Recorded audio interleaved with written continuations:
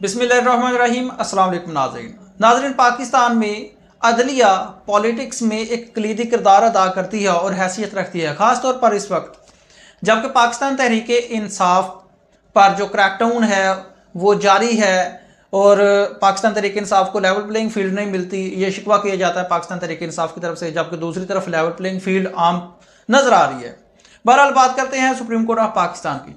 Supreme court of Pakistan में एक मामला उठाया गया है जस्टिस इजाजुल एहसन साहब की तरफ से।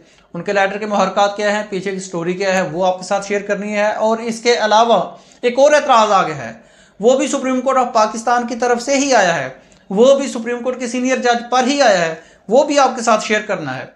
लेकिन इसके पहले मैं आपको बताता चलूँ कि जस्टिस काजी फाजीसा साहब जो कि इस वक्त पाकिस्तान के चीफ जस्टिस हैं, वो अपने ही बनाए गए कानून में फंस चुके हैं, या यूं कह लें कि वो अपने ही बुने हुए जाल में फंस चुके हैं। मामला कुछ ऐसा है कि supreme Court practice and procedure act बनाया गया जस्टिस बंदयाल जब हुआ करते थे चीफ जस्टिस, साबका चीफ जस्टिस, तो उस वक्त ये supreme Court practice and procedure act बनाया गया पीडीएम की हुकूमत की तरफ से, जिसको सुप्रीम कोर्ट में चैलेंज किया गया। जब सुप्रीम कोर्ट में चैलेंज किया गया तो इसको 15 रुकनी बेंच ने इसका फैसला किया, मतलब कि फुल कोर्ट ने इसका फैसला किया। वो जो फुल कोर्ट की हियरिंग थी वो लाइव चलती रही। उसमें 7 जजेस ने कहा कि नहीं, ये जो इख्तियार है ये चीफ जस्टिस ऑफ पाकिस्तान का ही होना चाहिए, बेंच बनाने का इख्तियार।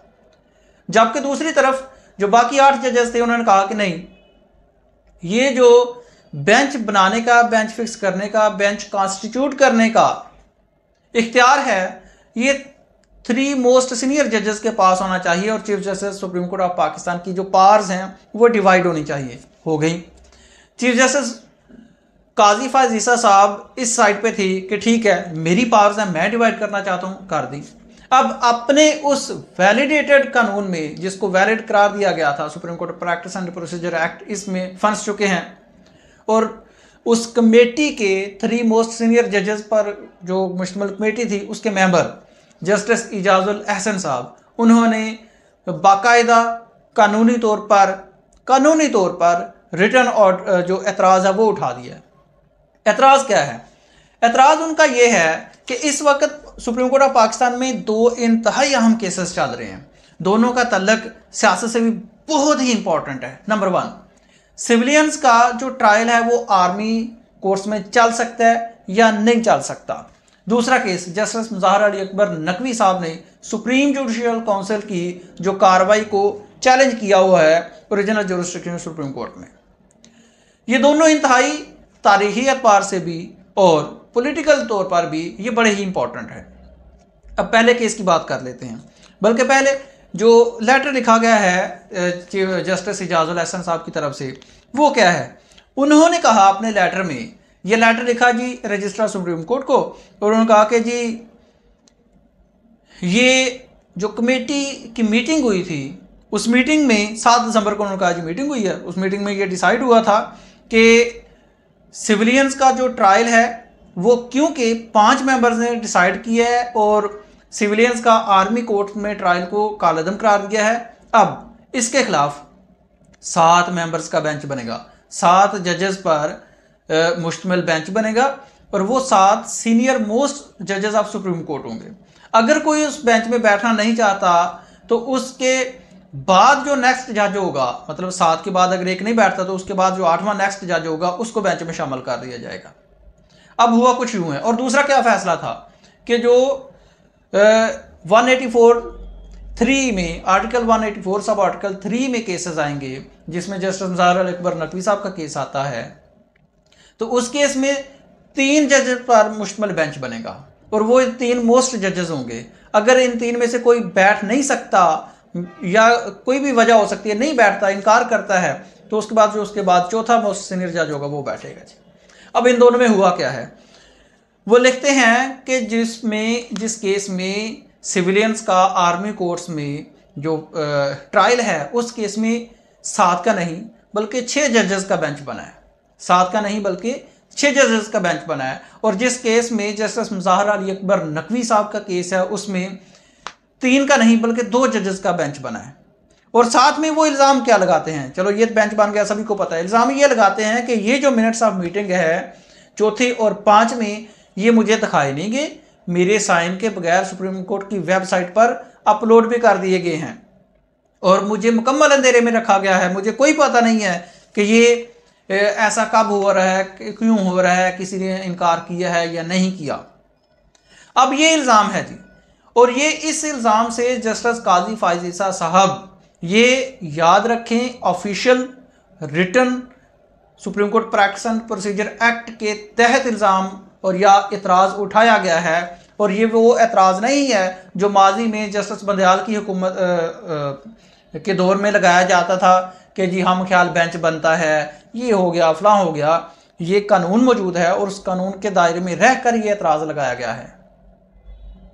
और चीफ जस्टिस काजी फायज़ ईसा साहब ने जो खुद कानून बनाया था, जिसको वैलिड करार दिया था, उसी में उसके तहत खुद अमल नहीं कर रहे। अब आप सोचें कि इस लेटर के मुताबिक, इस इल्ज़ाम के मुताबिक, अगर मुल्क का chief justice supreme court of Pakistan, जिसको उन्होंने आला अदलिया कहने से मना किया हुआ है, उसके सरबराह अपने ही बनाए गए कानून या अपने ही वैलिड करार दिए गए कानून या अपने ही जो ड्यूटीज़ हैं उसको पूरा नहीं कर रहे, तो बाकी अवाम कहाँ जाएगी। बहरहाल इसका भी हिसाब होना है, ये तो बात की बात है कि ये दुरुस्त है या गलत है।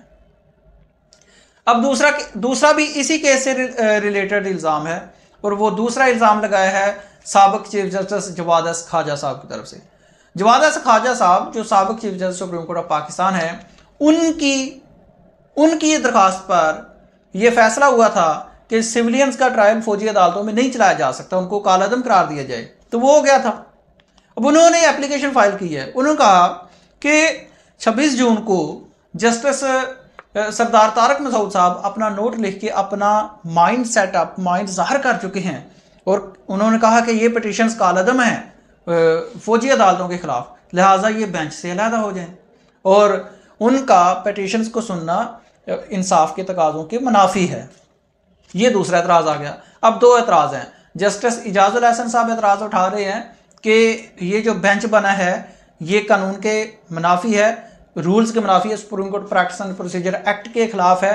मेरी इसमें राय, मंशा और इसमें मुझे नहीं पता, मैं बीइंग मेंबर ऑफ कमेटी मुझे मालूम होना चाहिए था, लेकिन मुझे नहीं मालूम, इसलिए इसको गलत करार दिया जाए। और दूसरा, जस्टिस जवाद एस खाजा साहब ने भी इस पर एतराज़ उठा दिया है कि क्योंकि जस्टिस सरदार तारक मसूद साहब पहले ही अपना माइंडसेट अब दे चुके हैं इख्लाफी नोट लिखकर, इसलिए उनको बेंच से अलहदा होना चाहिए। अच्छा, अब दूसरा मामला क्या है।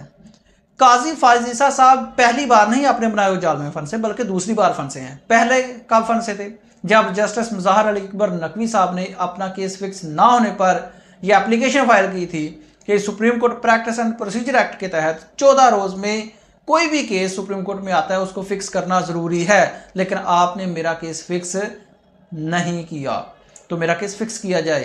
तो उसमें भी justice chief justice supreme court of Pakistan Qazi Faez Isa साहब पर तनकीद हुई थी और फंस चुके थे। इसमें भी ये दूसरी बार हो चुका है। और इमरान खान की ज़मानत के केस में भी ऐसा है कि इमरान खान की ज़मानत का केस फाइल हुआ है, वो भी अभी तक फिक्स नहीं हो रहा। तो ये है जनाब chief justice supreme court of Pakistan Qazi Faez Isa साहब का बनाया हुआ कानून, और उसके मुताबिक उन पर तनकीद और अपने जाल में किस तरह से उनसे। शुक्रिया।